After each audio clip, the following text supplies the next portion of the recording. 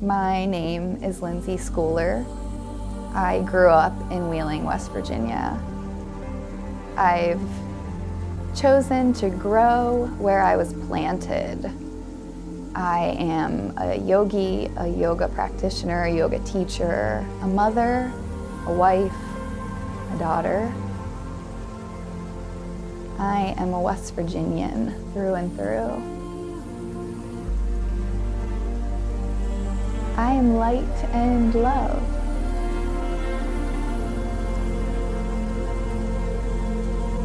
I took my first yoga class at West Liberty when I was a student there because I've never been very interested in being physically active. I never loved to work out, and signing up for classes gave me motivation to be there, to show up for myself. When I took my first yoga class, it was the first time I ever felt safe and relaxed and comfortable being quiet with myself. I've hurt myself over the course of my life, physically and mentally. I was so reckless for such a long time that I kept trying to avoid yoga. It was an off and on relationship for a long, long time. I would take a class and then I would not think about it again for years. And then yoga kept coming back to me until I finally got the message and came home to it, came home to yoga, came home to myself. What brought me to yoga is a desire for balance in my life, in my body, in my heart, and in my mind. Folks often say that the Ohio Valley is very negative, that people here are negative, but what I have come to believe and been taught is that the energy here is low. And the earth's energy here is low, and so it affects us who are here for a long time and don't leave. So growing up here in the Ohio Valley has been challenging energetically to stay positive. I've had so many injuries over the course of my life. I've broken and dislocated and battered myself head to toe in accidents that were my fault or not. When I was in college, I was in so much pain and taking so much pain medicine that I would have to pull over on the commute to be sick on the side of the road. Pain is a funny thing, what it can do to your mind, to your heart, whether it's physical pain or emotional pain. I think being in pain for so long really changes the structure of your brain and your perception of the world. And I struggled with a lot of anxiety and depression from being in pain and not being able to sleep. I thought that I came to yoga because I was broken. And I often tell folks that yoga saved me.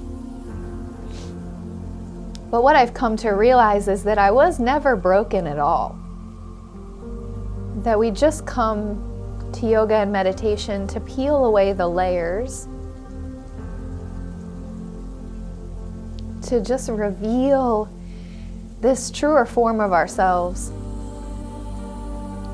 that has no pain and no fear. Yoga has not only allowed me to go back into those old wounds, to dig out the rot and to do the work to feel free of that old pain or trauma. Practicing yoga and meditation has provided the tools. Yoga has given me the ability to take life as it comes, to go with the flow and to be grateful for every moment, whether we perceive it as good or bad, that all of our stories have value. I see people leave the studio different than when they came. Everything we do changes us in some way, big or small. I see the tension leave their body. I see people recognize the tension in their body, and I see them let it go. I see people get to know their body in a way that they never did before. Yoga affects the people I teach in such a way that affects everyone that they come in contact with. When someone learns to take a deep breath and sigh and put their hands on their heart in the yoga practice on the mat, they're a better person in traffic and in line at the grocery store. And we might come to yoga on a lofty path to enlightenment, but what yoga does is to make us be a better person in the real world for all the people around us. Yoga affects people in very unexpected ways and in deeply personal ways. Some folks come to a yoga practice for the physical benefits, some for the mental benefits, but we're receiving those benefits either way. So yoga affects the people I teach in unexpected and surprising and beautiful and wonderful ways. And I can never know for sure all the ways that the people I teach are affected by yoga. But what I've been told is that they're happier and more at peace, that they're better friends and partners and community members, that they're better parents, that yoga has affected them in such a way that they can never go back to carrying that burden they set down on the yoga mat.